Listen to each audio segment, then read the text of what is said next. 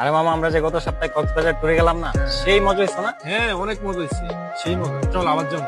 হ্যাঁ অবশ্যই, আগামী সপ্তাহে দেখা যাবে। যাবি না? চল অবশ্যই যাবো। আর মামা, এটা তোর বিদেশে থাকা বন্ধুটা না? আরে বন্ধু, বিদেশ থেকে আসলি কবে? তো আসলাম কালকে। কি অবস্থা? এই তো আছি, বল। কি অবস্থা? এই তো আছে। তোর সাথে এটা কে? কেন, এটা আমার বন্ধু। আরে এটা সে ভিখারির বাচ্চা না, যার বাবা রিক্সা চালায়?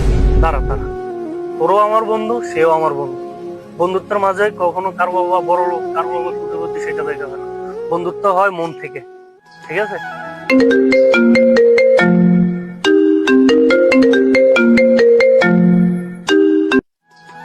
হ্যালো, হ্যাঁ কি হয়েছে? মামুন, তোর বাবা অ্যাক্সিডেন্ট করছে। বাবা অ্যাক্সিডেন্ট করছে? কি করবো এখন? রক্ত লাগবে, ও পজিটিভ। রক্ত লাগবে, ও পজিটিভ?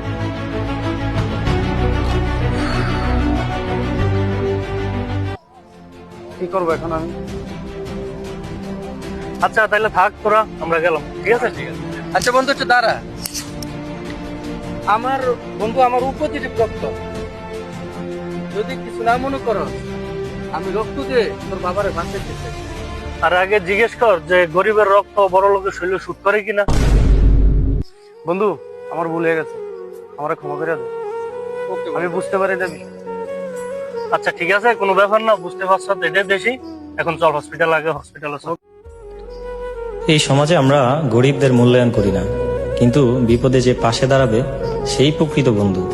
হোক সে গরিব, হোক সে বড় লোক, মনে রাখতে হবে আমরা সবাই মানুষ।